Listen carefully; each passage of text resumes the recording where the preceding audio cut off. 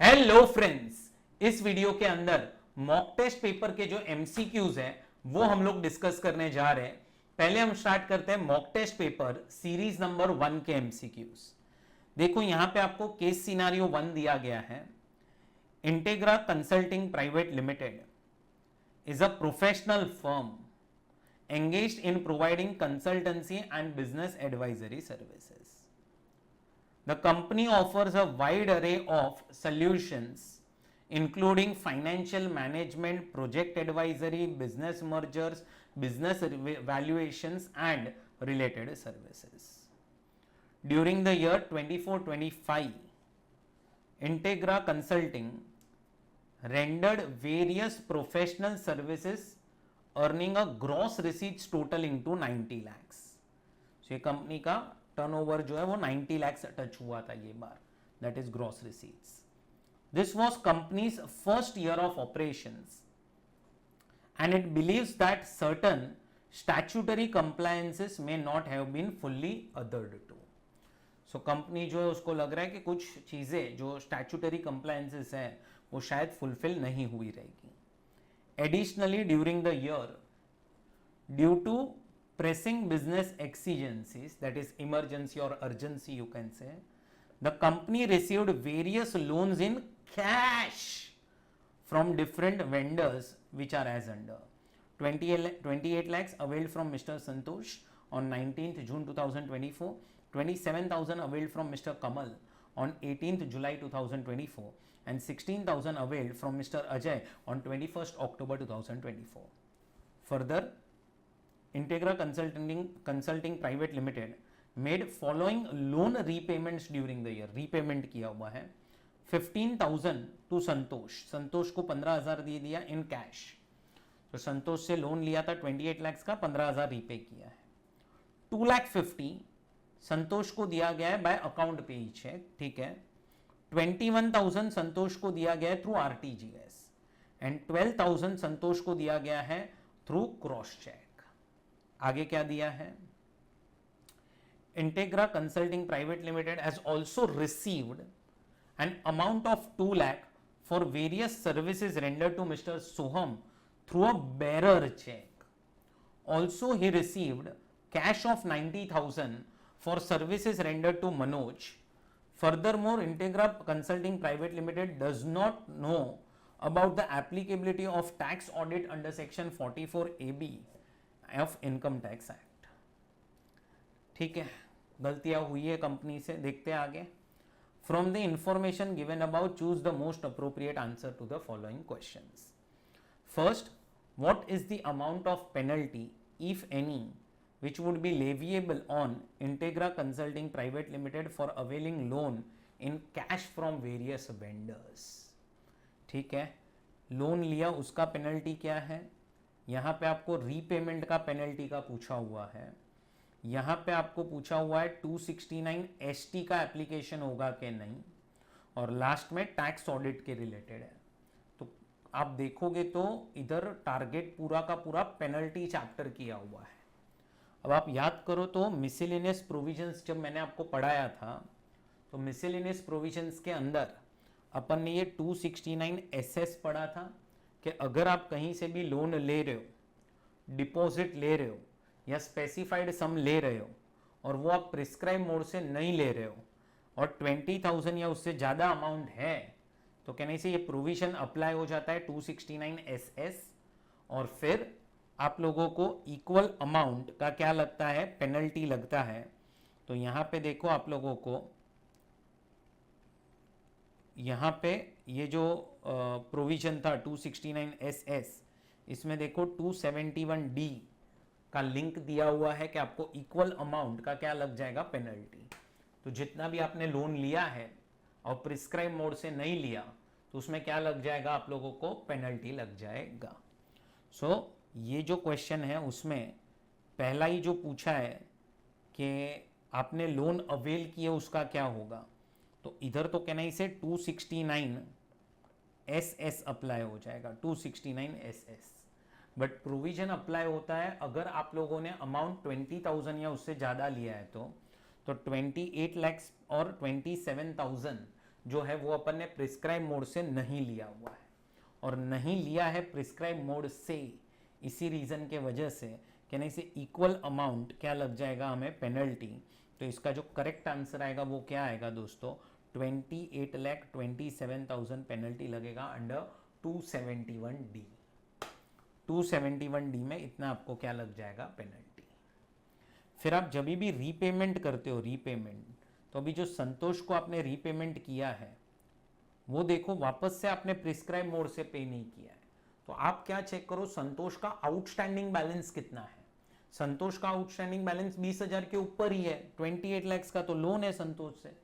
अब आपने अगर उसको पेमेंट किया और वो प्रिस्क्राइब मोड से पेमेंट नहीं किया, तो फिर अपन ने पढ़ा था कि 269 SS के बाद और एक सेक्शन था 269 T करके, इधर गया 269 T, ये रहा 269 T करके प्रोविजन था, वो अप्लाई हो जाएगा कि अगर आप रीपे करोगे और रीपे करते वक्त अगर आप प्रिस्क्राइब मोड यूज नहीं करोगे तो कहने से आपको वापस से हम पेनल्टी लगाएंगे। और यहां पे आप याद करो 271E करके सेक्शन था, 271E करके सेक्शन था, और 271E सेक्शन के हिसाब से इक्वल अमाउंट ऑफ पेनल्टी लगेगा। यहाँ पे अमाउंट नहीं देखना है, आउटस्टैंडिंग लोन देखो कितना था, तो लोन तो कहने से 28 लाख था ही, अब 15,000 रुपया अपन ने कैश में दिया जो प्रिस्क्राइब मोड से नहीं दिया, और 12,000 रुपया क्रॉस चेक से दिया जो प्रिस्क्राइब मोड से नहीं दिया है, तो ये दोनों चीजें क्या हो जाएगी दोस्तों, ये दोनों चीजों को ऐड कर दो, उतना आपको इक्वल क्या लग जाएगा, पेनल्टी लग जाएगा, और ये पेनल्टी लगेगा अंडर 271E। चलो 271E का ढूंढते पेनल्टी, ये रहा देखो 27,000 सॉल्यूशंस भी देखते जाओ। फर्स्ट का आंसर बी है, सेकंड का आंसर ए है। फर्स्ट का आंसर बी, सेकंड का आंसर ए। नेक्स्ट क्या लिखा है देखो, has integra consulting private limited violated any provisions of the income tax act 1961 while receiving payment from Mr. Soham and Mr. Manoj? If yes, what is the amount of penalty which Integra Consulting Private Limited is liable to pay? चलो, ये company को 2 lakh rupees मिला है bearer check के through and 90,000 मिला हुआ है cash में। अब आप याद करो अपन ने और एक प्रोविजन पढ़ा था, कौन सा था, 269 ST करके, ST। अगर आप 2 लाख या उससे ज्यादा, 2 लाख और मोर से ज्यादा रिसीव करोगे किसी भी पर्सन से या सिंगल ट्रांजैक्शन के लिए या फिर कोई भी मल्टीपल ट्रांजैक्शन के लिए, but related to one event or occasion, कहने से वापस से आप लोगों को 269 ST का वायोलेशन माना जाएगा, और वो टाइम पे हम आपको वापस से क्या लगा देंगे, पेनल्टी लगा देंगे under 271DA which is equal amount of the amount received. तो यहाँ पे 2 लाख रुपया जो आपको मिला है ना, 2 लाख रुपया, ये 2 लाख रुपए का पेनल्टी लगेगा, 90,000 का नहीं लगेगा। तो देखो यहाँ पे yes, contravention of 269 ST on receiving payment from Mr. Soham, penalty of 2 lakh under section 271DA, and no contravention on receiving payment from Mr. Manoj। तो यही करेक्ट आंसर है, तो आगे का तो देखने की जरूरत ही नहीं है। तो ये देखो थर्ड का आंसर ए है। उसके बाद नेक्स्ट क्या आ रहा है, इसमें आप लोग मिस्टेक कर सकते हो। What is the time limit for filing tax audit report for AY 25-26 and the amount of penalty leviable if the company does not file its tax audit report within due date? क्या होगा penalty on due date? अब due date आपको जैसे ही आती है आपको return filing की due date याद आ जाती है। यहाँ पे पूछा क्या है, यहाँ पे टैक्स ऑडिट रिपोर्ट का ड्यू डेट पूछा है आपसे। टैक्स ऑडिट रिपोर्ट का ड्यू डेट क्या होता है, तो जो रिटर्न फाइलिंग का डेट होता है उसके 1 महीना पहले। तो आपको समझ में आता है, आपके बी और सी तो ऑप्शन ही चले गए, बी और सी तो आपके ऑप्शन जो है वो चले ही गई डायरेक्टली। अब आप लोगों को क्या देखना है, पेनल्टी कितना लगने वाला है। तो पेनल्टी आप याद करोगे तो टर्नओवर के ऊपर आपका 0.5% और 1,50,000 whichever is lower, 1,50,000 whichever is lower. तो आप कैलकुलेट करो, 90 करोड़ का टर्नओवर है, 90 करोड़ का टर्नओवर है, तो कहने से 1,50,000 आएगा। तो आपका करेक्ट आंसर हो जाएगा सी। सी करेक्ट आंसर हो जाएगा, ये देखो सी। सो ये आपका करेक्ट आंसर हो गया, ठीक है। सो ये पूरा का पूरा केस स्टडी किसके ऊपर बेस्ड है? पेनल्टीज के ऊपर बेस्ड है, पेनल्टीज। चलो अब आते हैं अपन केस स्टडी नंबर 2 के ऊपर। पहले अपन केस स्टडी नंबर 2 रीड करते हैं। क्या दिया है? Mrs Vandana, an Indian citizen and a non resident in India, furnish the following information for the year 24-25. Dividend from YRF Limited, an Indian company, 1,85,000। ठीक है, डिविडेंड मिला है वंदना को। वंदना कौन है? इंडियन सिटीजन है प्लस नॉन रेसिडेंट है। ठीक है, Indian citizen plus non resident. फिर क्या आया है? Interest on debentures of a Videocon private limited subscribed in convertible foreign exchange of 2,15,000 gross. She incurred interest on loan taken for purchase of shares of YRF Limited and purchase of debentures of Videocon Private Limited, 45,000 and 55,000 respectively. On 15th March 2025, she sold debentures of Jargon Limited for 22,75,000, which were subscribed in a convertible foreign exchange on 10th June 2006 in dollars equivalent to 7,85,000. She paid commission to a broker of 8,000 at the time of sale. On 30th April 2025, she reinvested the sale proceeds of debentures of 8,40,000 for purchase of listed shares of Indian company Fortune Prime Limited. Cost inflation index 67122 and current years is 363. From the information given above, choose the most appropriate answers to the following questions. अब क्या क्या questions पूछे हैं? What is the amount of dividend taxable in the hands of Mrs. Vandana and what rate YRF Limited is required to deduct tax at source on dividend distributed to Mrs. Vandana? Assuming for the purpose of this MCQ that Mrs. Vandana is a resident in India for the year 24-25, determine the amount of dividend taxable in her hands and at what rate YRF Limited is required to deduct tax at source on dividend income distributed to her. What is the amount of interest on debenture of Videocon Private Limited taxable in the hands of Mrs. Vandana and at what rate? Ignore surcharge and cess. And what will be the amount of long-term capital gain taxable in the hands of Mrs. Vandana on sale of debentures of Jargon Limited as per the provisions of chapter 12A of the Income Tax Act? Ignore the effect of first proviso, that is benefit of foreign currency conversion. चलो ठीक है, 4 questions अपने से पूछे, 4 questions पूछे, सबके अपने को आंसर्स करने अभी। तो पहली चीज तो आपको याद हो तो हम लोगों ने एनआर टैक्सेशन में दोस्तों, एनआर टैक्सेशन जब चैप्टर पढ़ा था तो इसमें स्टार्टिंग में ही हमने ये चैप्टर 12A करके पढ़ा था।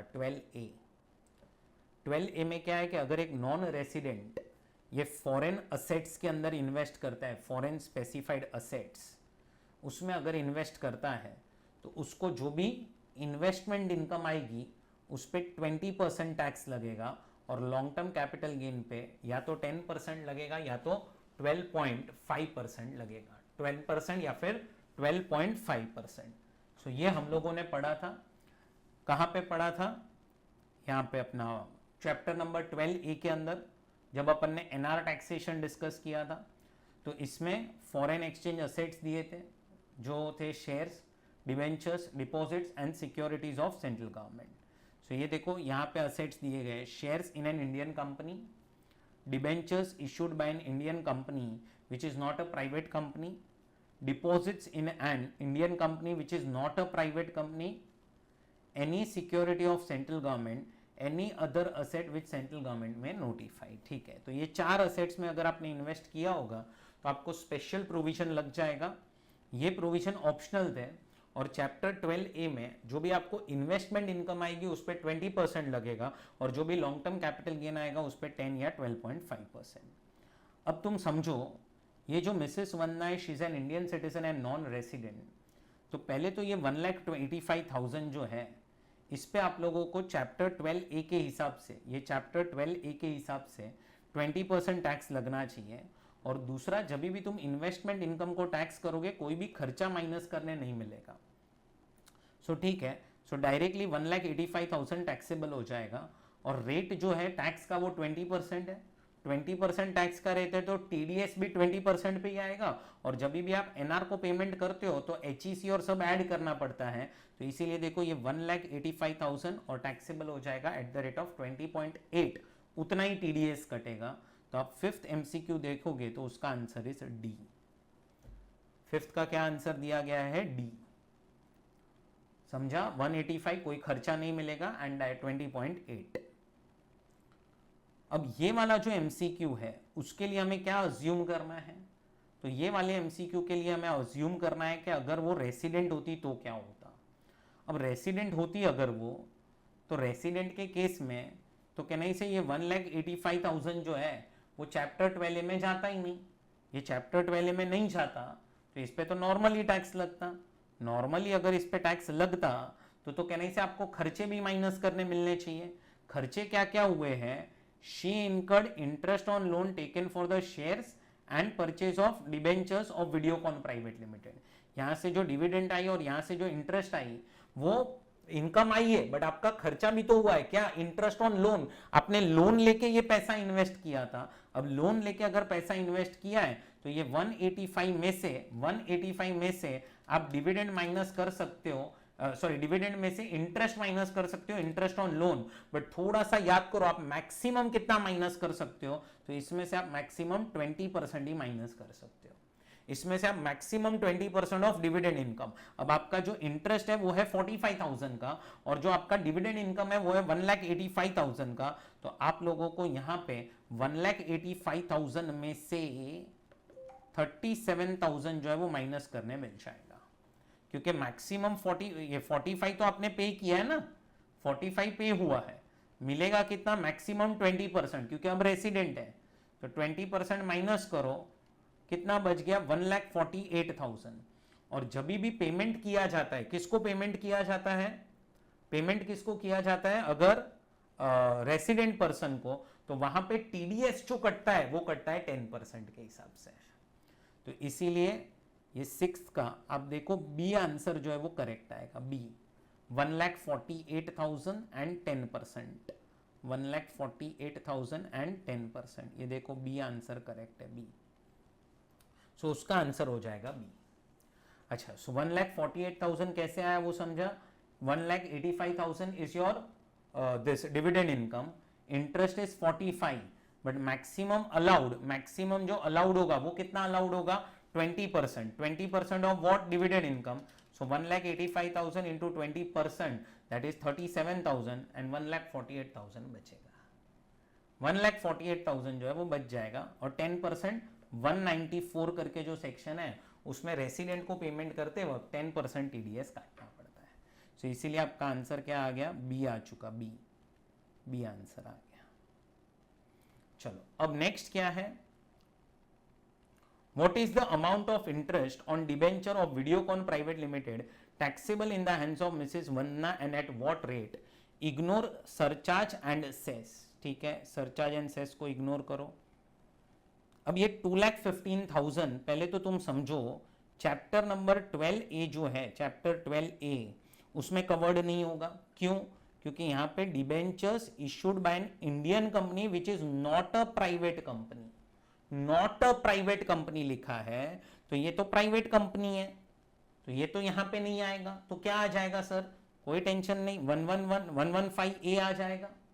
115A करके जो अपन ने सेक्शन पढ़ा था एनआर टैक्सेशन में वो एप्लीकेबल हो जाएगा। किधर गया 115A? हाँ, ये रहा 115A। और इसमें अगर आप याद करोगे तो इंटरेस्ट पे आपको 20% टैक्स लगेगा, 20% टैक्स लगेगा।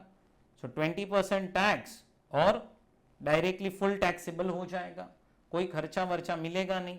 तो इसका करेक्ट आंसर क्या आना चाहिए दोस्तों? तो इसका करेक्ट आंसर आना चाहिए 2,15,000 taxable at the rate of 20%।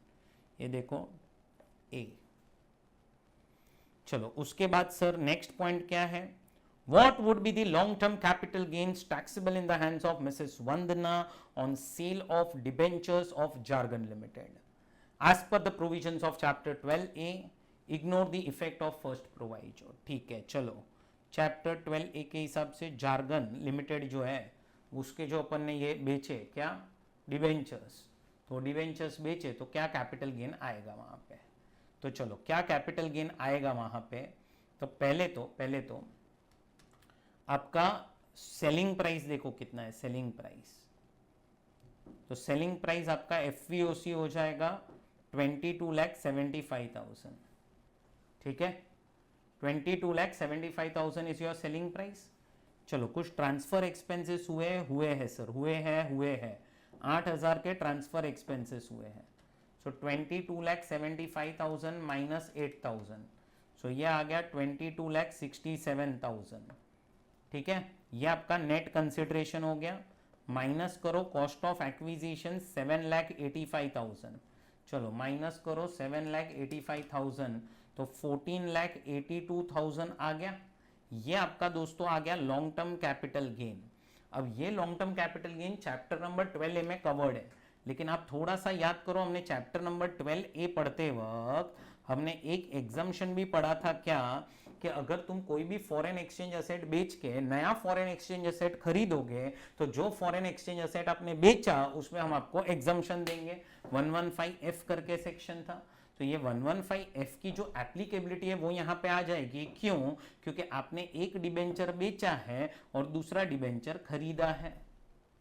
अब खरीदा है, वो खरीदा है 8,40,000 में, ये बेचा जो है वो 15 मार्च को बेचा था, 6 महीने के अंदर खरीद भी लिया है 8,40,000 में। अब आप याद करो इधर आपका जो एग्जम्पशन था that was a proportionate exemption.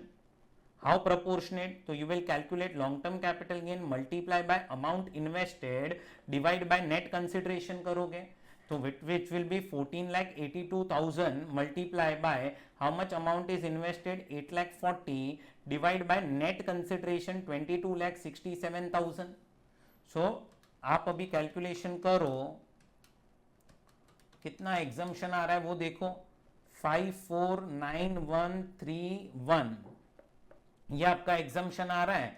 14,82,000 में से 549131 हटा दो, 932,869, 932,869 देखो ये आंसर है। अरे आ गया आंसर, चलो बी, ये देखो 932,896, तो ये आपका टैक्सेबल अमाउंट हो चुका दोस्तों। चलो देख लेते हैं इधर, ये देखो आंसर इज बी। चलो नेक्स्ट, अब केस सिनारियो नंबर 3 दिया हुआ है आपको। केस सिनारियो 3 क्या है पढ़ते हैं। Safe world is a charitable trust registered under section 12AB with its main object of providing education to poor. During the previous year 24-25, it received 80 lakhs as a voluntary contribution. The trust also borrowed 40 lakhs on 1/7/2024 from Indian Bank to purchase land for construction of school building from where it can carry out its functions.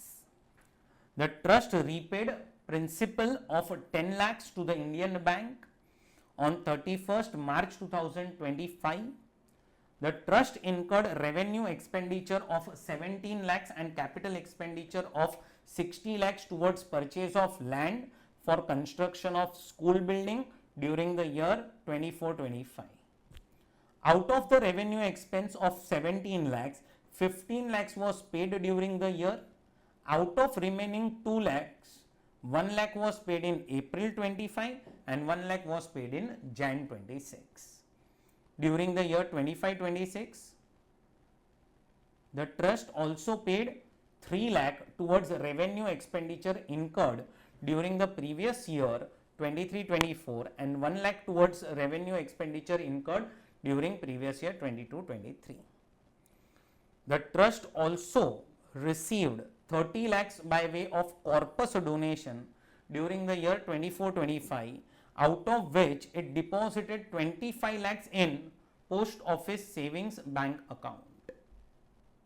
The trust also withdrew 5 lakhs from post office savings bank account maintained for depositing corpus fund and applied towards purchase of land for construction of school building.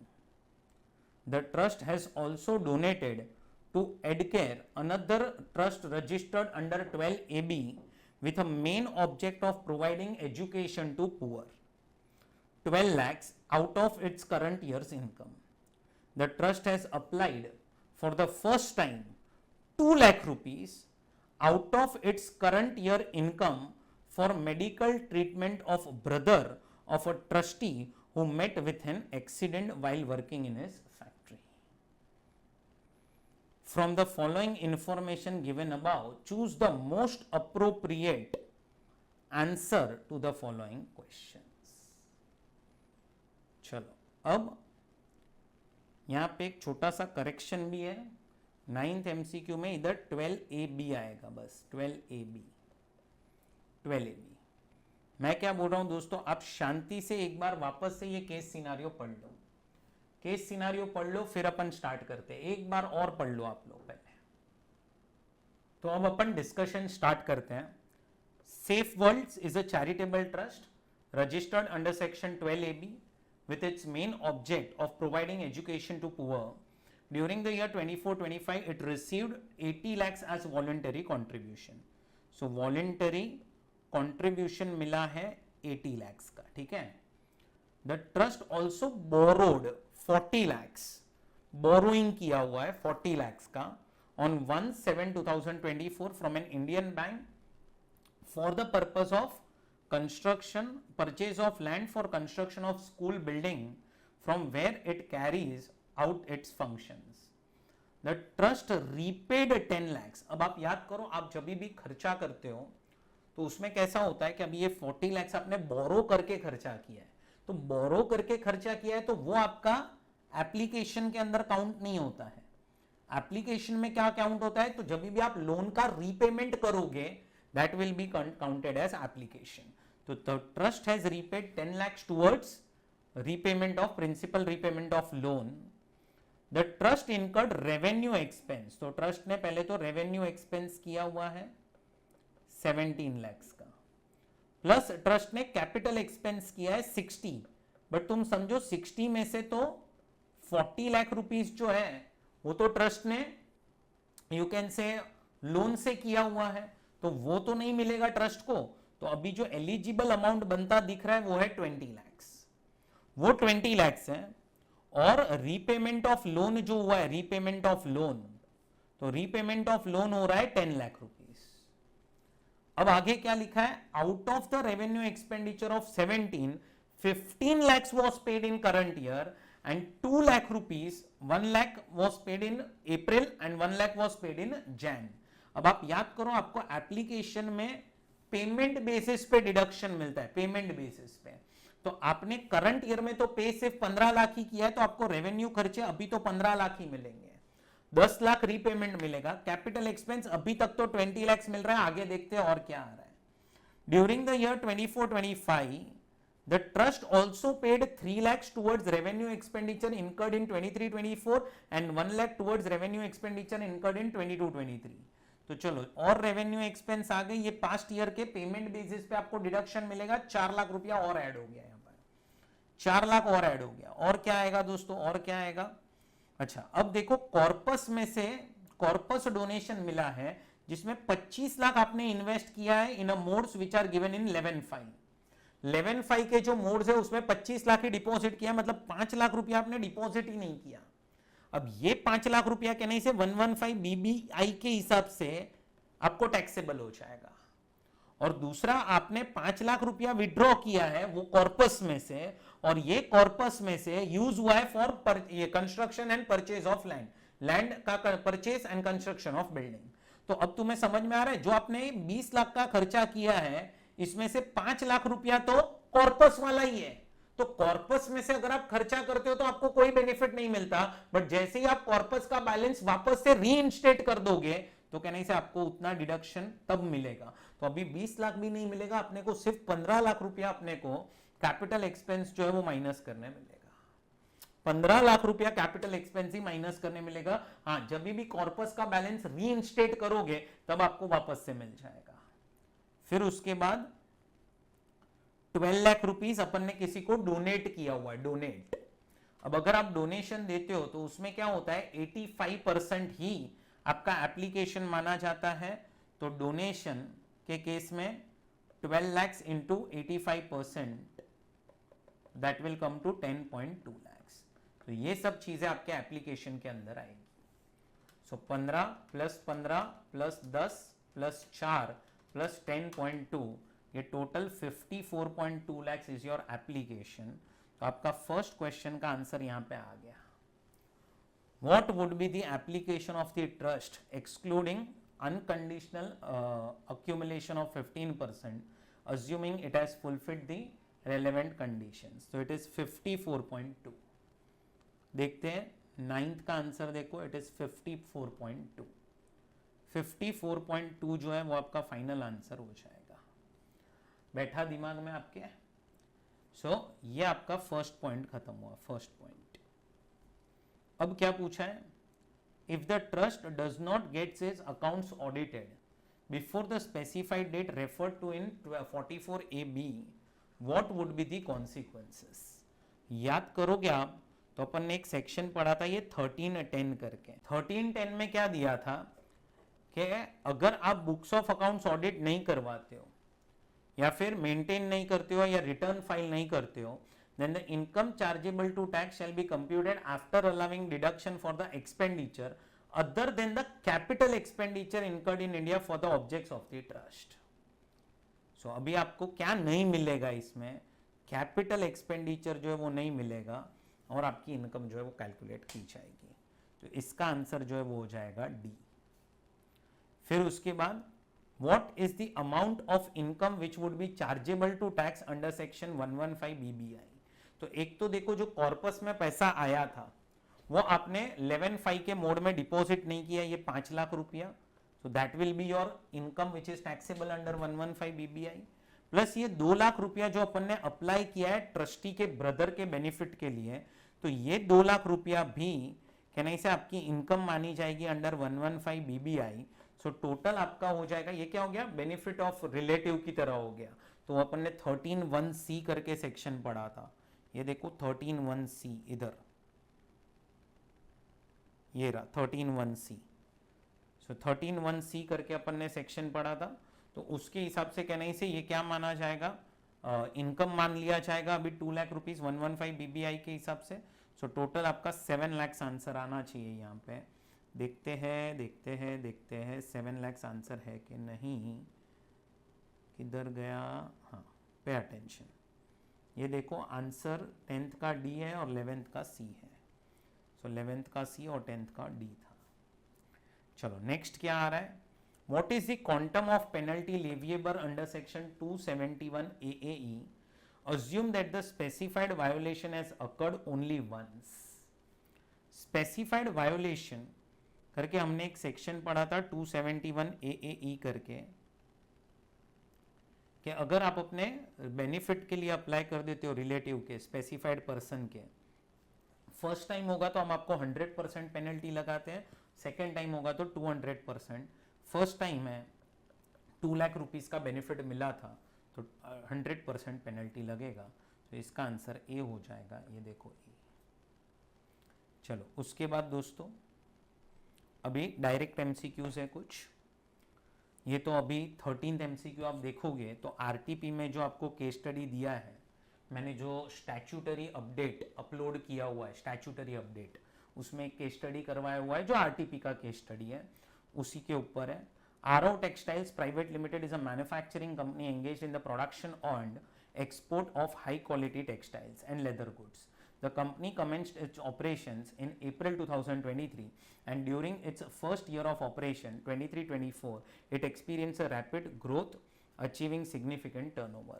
While preparing for the statutory compliance review in Jan 25, the management of RO Textiles discovered that it had failed to pay TDS amounting to rupees 52 lakhs for first quarter of 23-24 and failed to pay tax collected at source 85 lakhs on sale of goods to a trader which takes place in the month of August 2023. To avoid prosecution, the company's legal team advised filing a consolidated compounding application with a competent authority of an income tax. The consolidated application covering both the defaults in single application was duly prepared and filed on 22nd Jan 2025.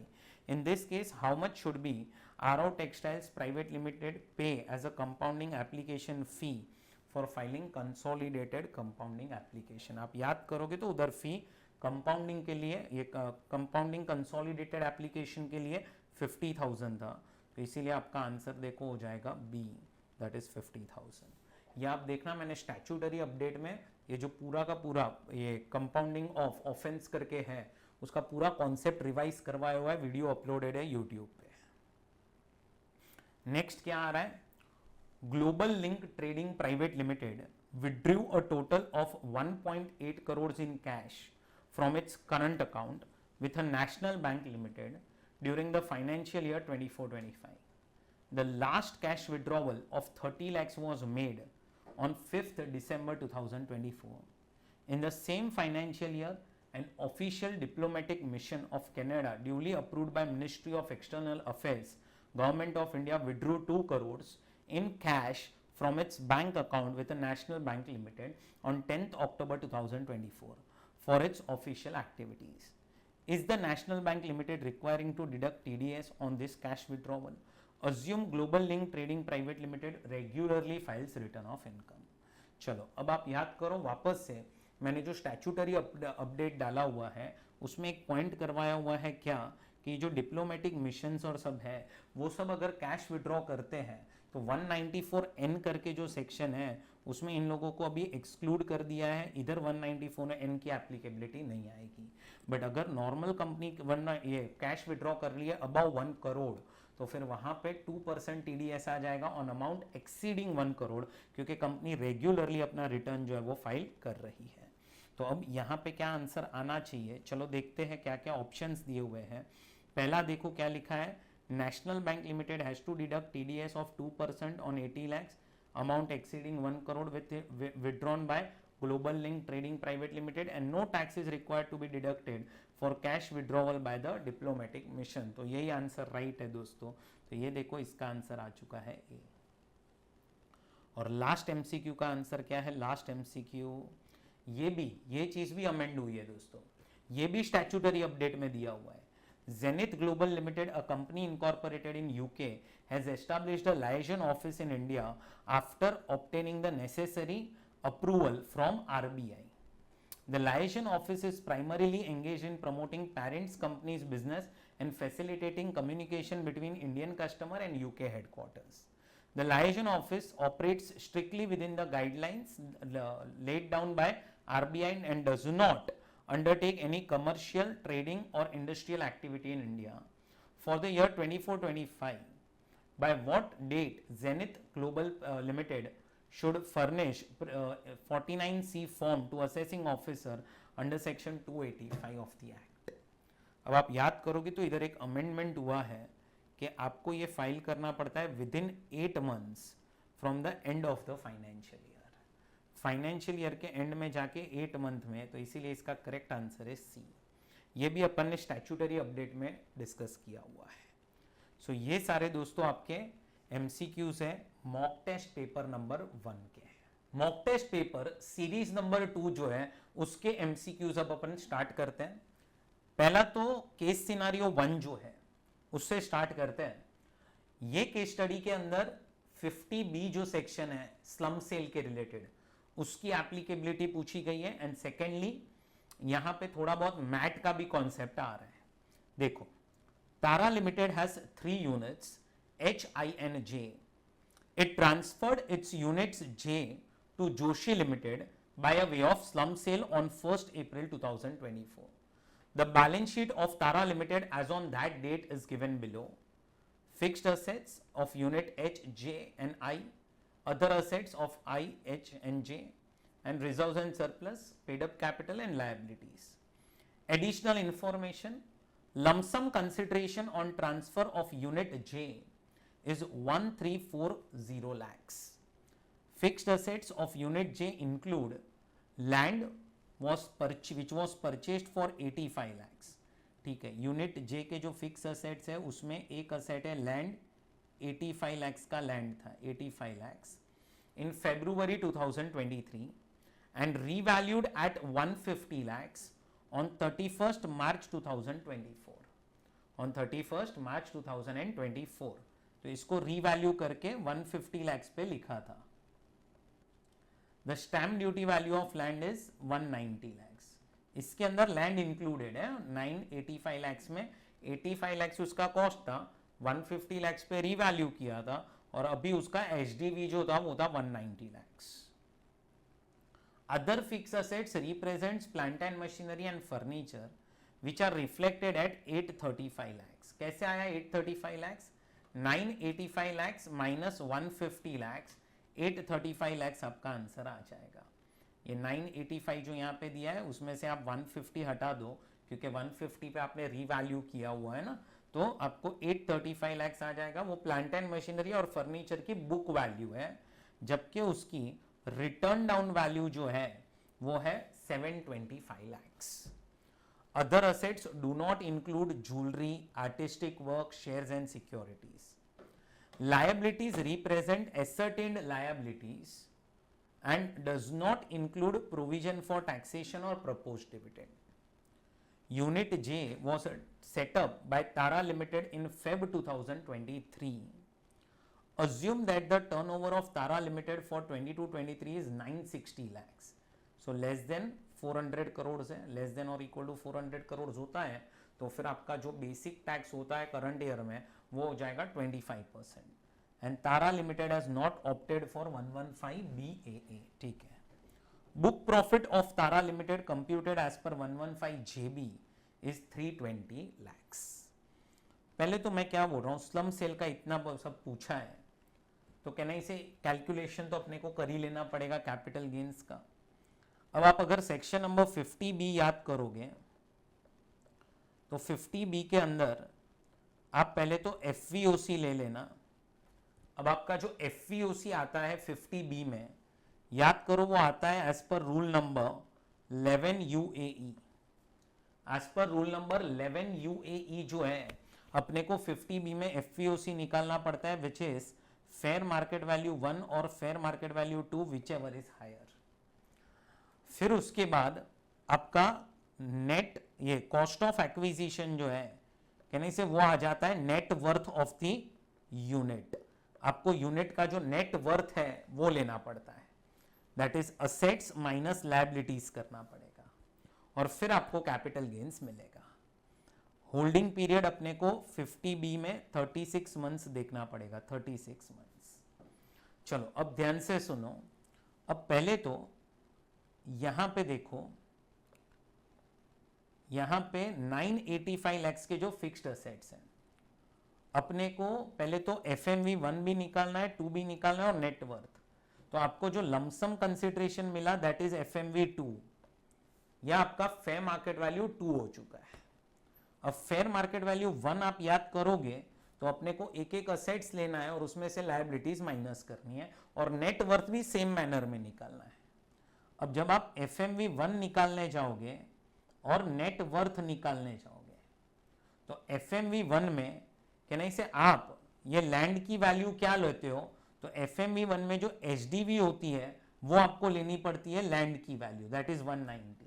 But जबकि आप net worth जब calculate करोगे तब आप asset की value क्या लोगे, तो जो आपकी बुक वैल्यू थी रीवैल्यूएशन को इग्नोर करना पड़ता है, इग्नोर रीवैल्यूएशन. फिर अदर फिक्स्ड असेट्स जो है जिसमें plant and machinery and furniture दिया हुआ है, उसमें जब आप फेयर मार्केट वैल्यू लोगे तब आपको बुक वैल्यू लेना पड़ेगा and book value is 835 lakhs. जबकि यही असेट्स का जो रिटर्न डाउन वैल्यू है वो है 725 लैक्स. तो नेटवर्थ कैलकुलेट करते वक्त अपन 725 लैक्स लेते हैं, 725 लैक्स लेते हैं, और जब अपन फेयर मार्केट वैल्यू 1 लेंगे तो 835 लैक्स लेंगे। फिर अदर असेट्स जो है उसमें तो यूनिट जे का 685 लैक्स फेयर मार्केट वैल्यू और 685 लैक्स नेट वर्थ में भी वही लेना पड़ेगा, वही बुक वैल्यू ही जो है वही दोनों जगह पे लेना पड़ेगा, क्योंकि other assets do not include jewellery, artistic work, shares and securities. और लायबिलिटीज में से अब देखो तो जे जो यूनिट है उसकी लायबिलिटीज अपने को माइनस करनी पड़ेगी, तो यहाँ पे भी 335 माइनस होगा और यहाँ पे भी 335। कोई provision for tax, propose dividend है नहीं, अच्छा है नहीं है क्योंकि वो अपन सब लेते भी नहीं थे। तो अब आप अगर फेयर मार्केट वैल्यू 1 निकालोगे तो फेयर मार्केट वैल्यू 1 आपका देखो 1375 अमाउंट आएगा, और नेटवर्थ साथ साथ में कैलकुलेट कर लो तो नेटवर्थ आपका जो अमाउंट आएगा वो आ रहा है 1160।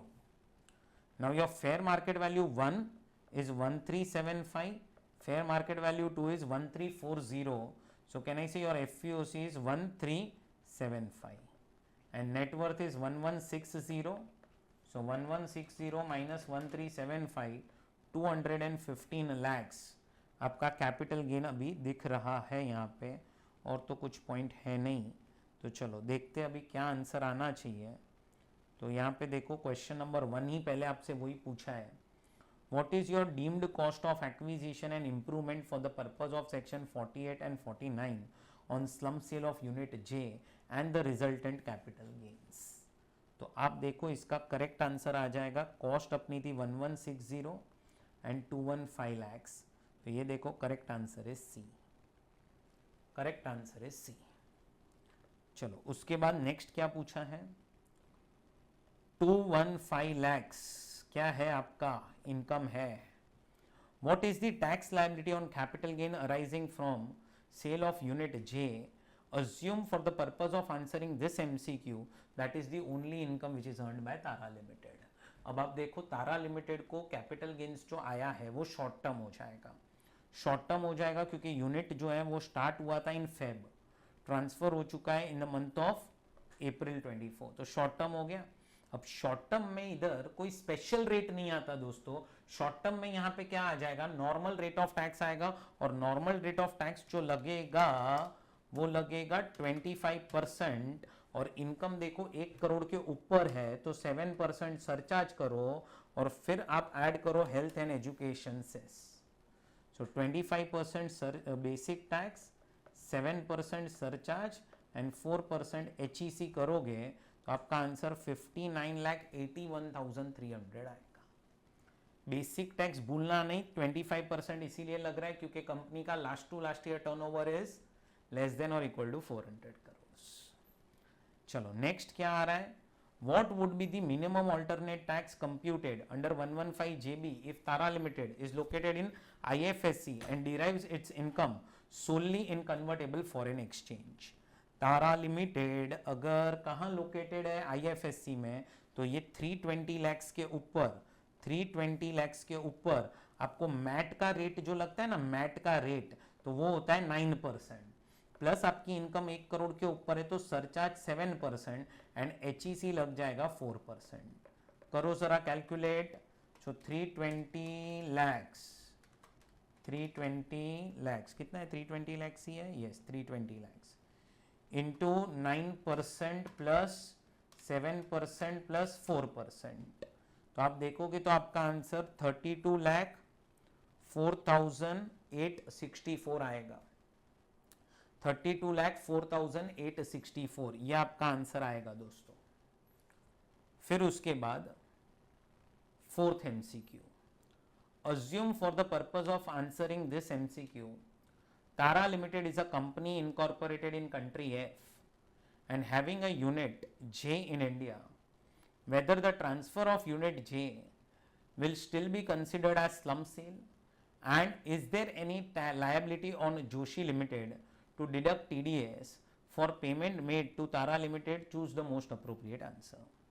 क्या लिखा है, Tara Limited is a company incorporated in country F and having unit J in India, whether the transfer of unit J still be considered as slum sale।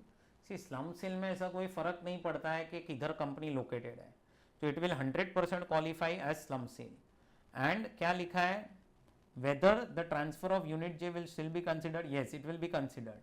And then whether Joshi Limited will be liable to pay TD, मतलब TDS कटेगा, answer is yes, कटेगा ना. Non resident को अगर आप payment करोगे तो 195 में TDS कटेगा.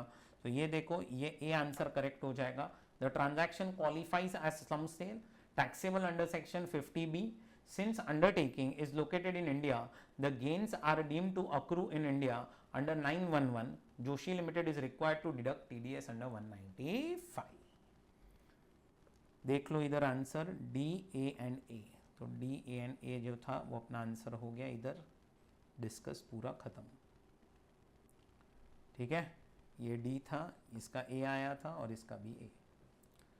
सेकेंड जो केस सिनारियो है that is on investment fund.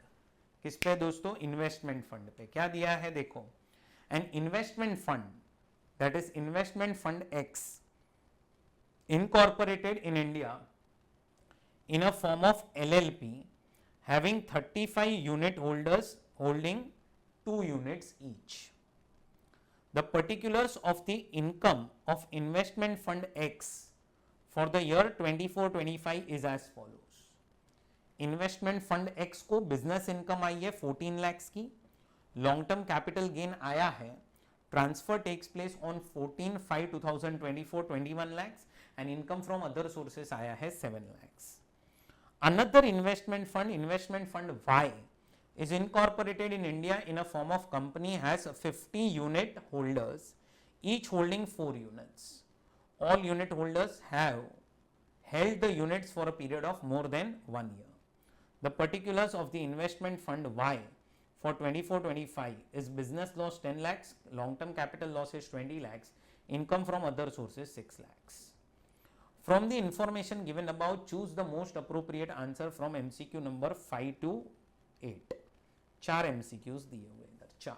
ठीक है, तो ये पूरा किसके ऊपर है, इन्वेस्टमेंट फंड के ऊपर है. तो हम लोगों ने इन्वेस्टमेंट फंड करके चैप्टर पढ़ा था, याद करो दोस्तों थोड़ा सा. इन्वेस्टमेंट फंड अपन ने असेसमेंट ऑफ वेरियस एंटिटीज में किया था. ये देखो इन्वेस्टमेंट फंड.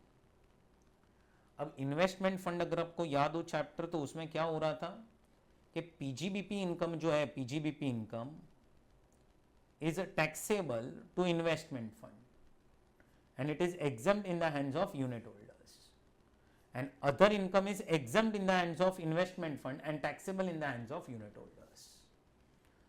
तो अब पहले तो अपन है ना बात कर लेते हैं इन्वेस्टमेंट फंड एक्स की. तो ये जो बिजनेस इनकम आ रही है ये किसको टैक्सेबल हो जाएगी, तो ये फंड को टैक्सेबल हो जाएगी. तो ये फंड को टैक्सेबल हो जाएगी.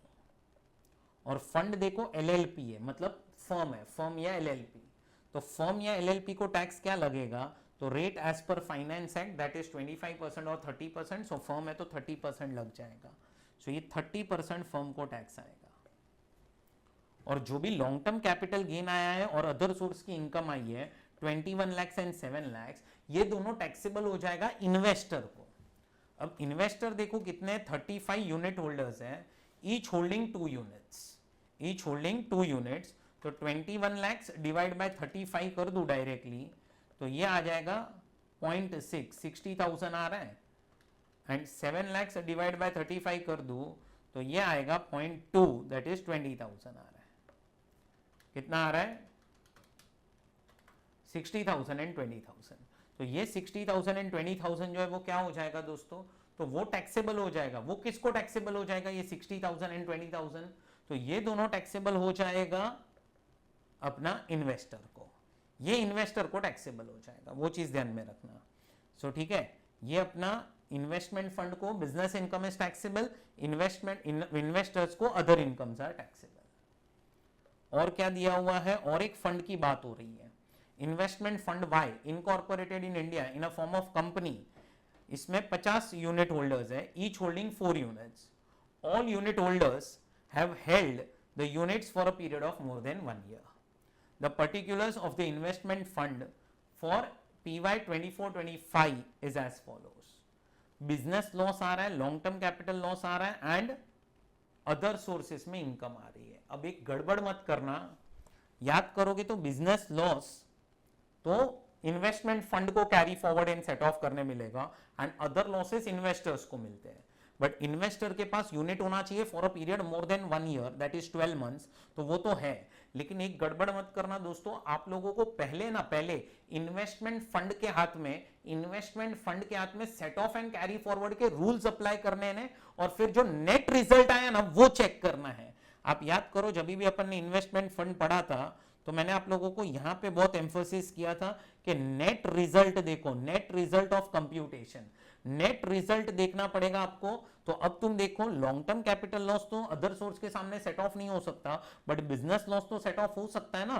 तो बिजनेस लॉस पहले सेट ऑफ करो फंड के हाथ में, फंड के हाथ में पहले सब सेट ऑफ के रूल्स अप्लाई कर लो। After applying rules can I say there is a business loss of 4 lakhs, अब 4 lakhs का लॉस बच गया and long term capital loss of 20 lakhs। अब ये जो 4 lakhs है, ये आपको इन्वेस्टमेंट फंड जो है उसको कैरी फॉरवर्ड करने मिलेगा, इन्वेस्टमेंट फंड जो है उसको मिल जाएगा और ये इन्वेस्टर्स के हाथ में चला जाएगा। सो पहले set of and carry forward के रूल्स अप्लाई करने होते इन द हैंड्स ऑफ फंड। तो अब क्या हो जाएगा, तो देखते हैं एमसीक्यूज क्या क्या पूछे अपने से। With respect to investment fund X, पहला जो इन्वेस्टमेंट फंड एक्स था for the year 24-25 with respect to income, क्या करेक्ट है? तो देखो इसमें तो लग रहा है कि 14 लाख टैक्सेबल हो जाएगा इन्वेस्टमेंट फंड को। यस, अपन ने भी वही लिखा है और 80,000 यूनिट होल्डर्स को चला जाएगा, वो अपन ने लास्ट में लिखा था। तो इसका जो करेक्ट आंसर है वो होना चाहिए डी। ये देखो डी करेक्ट आंसर है इसका। नेक्स्ट देखते हैं, नेक्स्ट एमसीक्यू क्या दिया हुआ है। What is the applicable rate, क्या रेट एप्लीकेबल हो जाएगा? तो इधर तो इन्वेस्टमेंट फंड एक्स पे तो 30% लगेगा, सरचार्ज आएगा नहीं, एचईसी लग जाएगा, तो बिजनेस इनकम 14 लाख की टैक्सेबल हो जाएगी। तो इसका आंसर भी डी आएगा, डी। फिर क्या आ रहा है देखो नेक्स्ट, इन्वेस्टमेंट फंड वाई के रिलेशन में क्या बराबर है? तो वाई के रिलेशन में तो ऐसा हो जाएगा कि 4 लाख का बिजनेस लॉस आएगा और हर एक यूनिट होल्डर जो है 20 लाख रुपए को डिवाइड करो बाय 50, 40,000 का लॉस यूनिट होल्डर के हाथ में चला जाएगा। तो इधर आपका करेक्ट आंसर क्या आ जाएगा दोस्तों, क्या आएगा देखो, हाँ ये सी, 4 लाख का बिजनेस लॉस जो इन्वेस्टमेंट फंड को मिलेगा और कैपिटल लॉसेस 40,000 के जो यूनिट होल्डर्स को मिलेंगे। फिर क्या दिया हुआ है, in previous year 24-25 investment fund Y has a business income of 15 lakhs and long term capital gain of 25 lakhs. Then its total income for AY 26-27 would be, तो अभी देखो 4 लाख का लॉस है और 15 लाख की बिजनेस इनकम आ गई, तो ये 4 लाख का लॉस अपन सेट ऑफ कर देंगे इसके सामने, 11 लाख की इनकम बच जाएगी, 11 लाख की इनकम बच जाएगी। ये 11 लाख पे टैक्स लग जाएगा किसको, इन्वेस्टमेंट फंड को। ये 25 लाख जो है वो डिस्ट्रीब्यूट हो जाएगा इन्वेस्टर्स के हाथ में, उस पे टैक्स नहीं लगेगा फंड को। तो इसका आंसर है 11 लाख। ये देखो 8th का आंसर सी और 7th का भी सी। सो ये आपका सेकेंड केस सिनारियो कंप्लीट हुआ। अब आ रहा है third case scenario. Third case scenario पहले रीड करते हैं। Shiva Private Limited files its return of income for 24-25 on 30th September 25, declaring a loss of 14 lakhs. The rate of income tax applicable to company is 30%. The tax auditor of Shiva Private Limited in his audit report submit under section 44AB has reported a disallowance of 50,000 towards personal expenditure of director as no evidence was produced by Shiva Private Limited in support of this expenditure. However, Shiva Private Limited did not disallow the same in computation and the return of income is filed. The return of income was processed by CPC, making an addition of 50,000 towards personal expenditure, and the loss under section 143(1) was computed 13,50,000. ठीक है. The return was selected for scrutiny by order passed under 143(3). The loss as per the normal provision was reduced to 10,50,000 by making an addition of 3 lakh rupees. The assessment was reopened under 147 and by order passed under 147 the loss as per the preceding order was converted into the income of 2 lakh rupees. My god, पहले तो 50,000 का आपने खर्चा आपने minus कर दिया return में, आपका जो ऑडिटर है उसने ऑडिट रिपोर्ट में लिखा था कि डिसअलाउ होना चाहिए, बट आपने रिटर्न फाइल करते वक्त माइनस किया, प्रोसेसिंग हुआ 143(1) में, इंटीमेशन आया, उसमें ये लोगों ने डिसअलाउ कर दिया ये खर्चा, तब आपका लॉस था 1350, फिर वही लॉस हो चुका 10,50,000 क्योंकि 3 लाख से इनकम बढ़ाई गई, और फिर ये 10,50,000 का लॉस उन्होंने इनकम में कन्वर्ट कर दिया 2 लाख की. From the information given above, choose the most appropriate answer to MCQ 9, 10, 11 and 12. 4 MCQs पूछे, ignore MAT. Which of the following statement regarding penalty on addition of 50,000 towards personal expenditure is correct? चलो क्या correct है? ये देखो intimation के अंदर जो भी एडिशंस होते हैं ना, इंटीमेशन के अंदर उसमें आपको पेनल्टी नहीं लगता है. इंटीमेशन में जो भी वो 5-6 एडिशंस आपको दिए गए हैं, आप याद करोगे तो अपन ने जब इंटीमेशन किया था असेसमेंट प्रोसीजर चैप्टर के अंदर, तो उसमें 143(1) में पता है वो 5 या 6 एडजस्टमेंट्स थी. तो 5 या 6 एडजस्टमेंट्स जब भी आप करते हो तो उसमें आप लोगों को कोई यू कैन से पेनल्टी वेनल्टी लगता नहीं है. ये सब एडजस्टमेंट्स थी, arithmetical error, incorrect claim, disallowance of loss, expenditure और सब. तो इधर 50,000 का जो ऑडिटर ने डिसअलाउ किया था उसका इफेक्ट आपको देना चाहिए था, आपने नहीं दिया. आपने नहीं दिया तो क्या हो जाएगा अभी? तो एडिशन तो वो लोग कर देंगे, एडिशन तो कर दिया है वो लोगों ने, पर अब एडिशन हो चुका ना, तो वो एडिशन के ऊपर कोई भी टाइप का आपको पेनल्टी वेनल्टी तो नहीं लगना चाहिए. तो इसका करेक्ट आंसर है ये 50,000 जो है उस पर कोई पेनल्टी नहीं लगना चाहिए. देख लेते हैं क्या आंसर आ रहा है. 9th का आंसर इज सी. तो इसका करेक्ट आंसर आपका सी है, 3 ओनली. सो 3 ओनली. फिर क्या आ रहा है देखो, what is the penalty leviable under section 270A as a consequence of assessment under 143(3) if the addition was not on account of misreporting. अब थोड़ा सा याद करो, अगर it is a case of under reporting, only it is a case of under reporting, then penalty of 50% is levied. But if under reporting is because of misreporting, then 200% penalty is levied of underreported income or misreported income. अब it is not on account of misreporting, misreporting के वजह से नहीं हुआ है, ठीक है. 143(3) का जो ऑर्डर पास हुआ, तो मैं क्या बोल रहा हूं, आपका इनकम जो है वो 3 लाख से बड़ा है ना, 3 लाख से बड़ा है. अब 3 लाख से इनकम बढ़ा, आपका जो लॉस था वो 1350 का 1050 हो गया. तो हम तो ऐसा ही समझेंगे कि आपको 3 लाख की इनकम आई है, वो 3 लाख के ऊपर आपको टैक्स कितना लगेगा, तो ऊपर लिखा ही था कंपनीज इनटू 30% टैक्स ब्रैकेट, तो that will come to 90,000 plus you add HEC 3,600. So 93,600 is your total answer. Divide by 2 करो उसको. सो 93,600 डिवाइड बाय 2, 46,800 आंसर आना चाहिए. तो ये देखो 10th का आंसर क्या आ रहा है, ए 46,800. आपकी इनकम 3 लाख से बड़ी है ना, तो वो 3 लाख के ऊपर अपने को टैक्स कैलकुलेट करना पड़ेगा. फिर क्या आ रहा है, what is the penalty leviable under 270A at the time of passing of an order under section 147 considering all the additions are on account of misreporting of income. तो अब आपकी इनकम कितने से बड़ी है जरा देखो. तो अब आपकी इनकम 1050 थी, तो 10,50,000 का जो लॉस था, तो 10,50,000 का तो लॉस आपकी इनकम में कन्वर्ट हो रहा है 2 लाख में. इसका मतलब आपकी इनकम 12,50,000 से बड़ी है. 12,50,000 से आपकी इनकम बड़ी है, बड़ी. तो इसके ऊपर आप 30% टैक्स निकालोगे तो वो आएगा 3,75,000 प्लस 4% HEC कर दोगे तो वो आएगा 3,90,000. और अब इसका 200% निकालोगे तो इसका आंसर 7,80,000 आना चाहिए. कितना आना चाहिए दोस्तों? 7,80,000। चलो देखते हैं, इसका आंसर है ए, 7,80,000। नेक्स्ट क्या आ रहा है देखो, assuming that the additions made in the order 147 are not on account of misreporting of income but only on account of underreporting.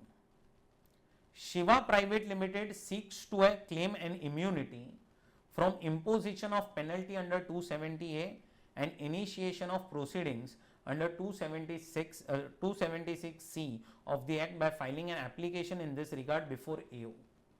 What are the other conditions that need to be satisfied by Shiva Private Limited in this regard? अब पहले तो आप याद करो कि आपका जो भी टैक्स और सब आ रहा है इंटरेस्ट, वो पे हो जाना चाहिए। और सेकंड, आप कोई भी टाइप का अपील फाइल नहीं करोगे। अगर ये दो कंडीशन सैटिस्फाई हो जाएगी, दो कंडीशन, तो ही आप लोगों को इम्यूनिटी के लिए आप अप्लाई कर सकते हो। तो pay tax and interest as per the order, second pay tax as per the order within the specified period in notice of demand. फिर क्या आ रहा है, यहाँ पे सिर्फ पे टैक्स है, यहाँ पे टैक्स एंड इंटरेस्ट है। Contest the additions made in order after payment but within the period specified in the notice of demand and no appeal should be or should have been filed against the order. तो एक तो ये हो जाना चाहिए और दूसरा ये हो जाना चाहिए, फोर्थ पॉइंट। तो फर्स्ट और फोर्थ हो जाना चाहिए। तो इसका करेक्ट आंसर डी है, फर्स्ट और फोर्थ, तो ही आप कर पाओगे। ये देखो आंसर इज डी। मस्त एमसीक्यू है ये वाला भी। चलो नेक्स्ट क्या दिया हुआ है, तो नेक्स्ट एमसीक्यू अपना आ रहा है जी लिमिटेड और resident Indian on 1/4 resident Indian company on 1/4/2024 has borrowed 80 crores का borrowings किया from MSMINC company incorporated in country F, and now this G Limited is going to pay 8% interest. The said loan is repayable over a period of 12 years. ठीक है। Further the loan is guaranteed by AINC. AINC ने loan को guarantee दिया है, जो country F में incorporated है, and C INC a non-resident holds 40% of voting power both in G Limited and A Limited. तो अभी और एक कंपनी है CINC, इसमें भी 40% होल्डिंग है और इसमें G लिमिटेड में भी 40% है। इसका मतलब कि नहीं से G लिमिटेड और AINC बन गए एसोसिएटेड एंटरप्राइज, बराबर। अब 80 करोड़ का 8% मतलब 6.4 करोड़ का पेमेंट हो रहा है, 6.4 करोड़ का इंटरेस्ट का पेमेंट हो रहा है, और ये AINC ने यहाँ पे गारंटी दिया है। अब एसोसिएटेड एंटरप्राइज ने अगर गारंटी दिया होगा और आपने लोन लिया हुआ है कहीं से, कहने से 94B के जो प्रोविजंस है थिन कैपिटलाइजेशन के, वो अप्लाई हो जाएंगे। तो केस वापस से मैं थोड़ा सा लिख देता हूं ताकि आप कंफ्यूज ना हो। CINC करके एक कंपनी है, इसका AINC में एंड G लिमिटेड में 40% शेयर होल्डिंग है, मतलब ये तीनों एसोसिएटेड एंटरप्राइज हो गई। और G लिमिटेड ने MINC से लोन लिया हुआ है 80 करोड़ का, और अभी ये 8% इंटरेस्ट पे कर रहे हैं, विच इज 6.4 करोड़, और ये AINC ने इधर गारंटी दिया हुआ है। ठीक है। फिर क्या लिखा है, CINC has also deposited 80 crore with MINC। यहां पे 80 करोड़ डिपॉजिट भी कर दिया है इसने। Now obviously this thin capitalisation concept will apply.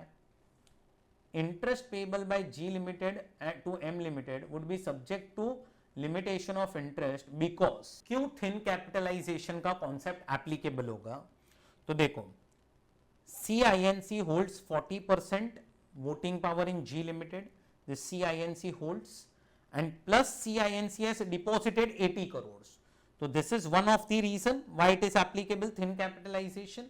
Second reason, CINC holds shares carrying 40% voting power in G and A Limited. So this both becomes associated enterprise, and A Limited guarantees of loan taken by G Limited to MINC. तो this is another reason. तो एक तो 1 and 4 हो गया, दूसरा 2 and 3 भी तो reason हो चुका, तो इसीलिए इसका आंसर है A and B. चलो नेक्स्ट एमसीक्यू क्या है. Mister Tarun, a resident individual, sells handmade crafts exclusively through Craftcart Limited on e-commerce platform. He started his business on 1st October. During the year 24-25, the total sales facilitated through the platform amounted to 620. Craftcart Limited charged a commission of 20,000 and remitted final amount to Mr. Tarun on 31st March. After deducting commission and applicable TDS, Mr. Tarun has furnished PAN, and based on the facts, how much TDS is to be deducted under 194O. अब 194O में एक amendment हुआ है कि पहले rate जो था वो था 1%, और अब जो रेट हो चुका है वो है 0.1%. 0.1% रेट हो चुका है. तो 6,20,000 जो ग्रॉस अमाउंट होता है उसी पे डायरेक्टली 0.1% कटता है, और अगर पैन फर्निश नहीं किया जाता तो 5% रेट आता है. तो 5% वाला कॉन्सेप्ट तो यहाँ पे आएगा नहीं, क्योंकि पैन तो दे दिया है. प्लस तरुण को जो अमाउंट मिल रहा है वो 5 लाख से ज्यादा है, तो 194O जो है वो एप्लीकेबल हो जाएगा. अगर 5 लाख तक होता तो नहीं अप्लाई होता है. तो आपका आंसर इधर हो जाएगा 620 आपका आंसर हो जाएगा. एंड ये वाला जो एमसीक्यू है, इसमें मैंने जो स्टैट्यूटरी अपडेट डाला हुआ है यूट्यूब पे, उसमें एक कॉन्सेप्ट दिया हुआ है, वो एक बार अच्छे से पढ़ना तो आप लोगों को ये वाला पॉइंट जो है वो समझेगा कि ग्लोबल ट्रेजरी सेंटर अगर अपॉइंट किया गया है किसी को IFSC में, और वो सब लोन्स एक्सचेंज होती है वहाँ पे, तो 94B के जो प्रोविजंस हैं वो वहाँ पे अप्लाई नहीं होते हैं. ऐसा कॉन्सेप्ट मैंने स्टैट्यूटरी अपडेट में कवर किया है. तो वो स्टैट्यूटरी अपडेट अगर आप देखोगे तो आपको समझ जाएगा कि यहाँ पे 94B अप्लाई नहीं होगा. 94B पे ये पूरा क्वेश्चन, एंड इसका आंसर इसीलिए डिसअलाउंस पूछा है कि what will be the amount of interest allowed as deduction while computing the income, assume the transaction. अच्छा, कितना अलाउ होगा, तो अलाउ है ना, अलाउ पूरा हो जाएगा. 15 करोड़ का कुछ इंटरेस्ट है, पूरा का पूरा 15 करोड़ अलाउ हो जाएगा. Nothing is disallowed. तो इसका आप करेक्ट आंसर देखोगे तो सी है. क्यों? आप सिर्फ वो स्टैट्यूटरी अपडेट देखो, उधर आपको पता चलेगा कि इधर 94B जो है वो अप्लाई नहीं होता है. सो ये आपका लास्ट एमसीक्यू था MTP के अंदर. सो यहाँ पे आपका MTP 1 एंड MTP 2 के सारे MCQs कंप्लीट होते हैं. All the best for your exams दोस्तों. Thank you.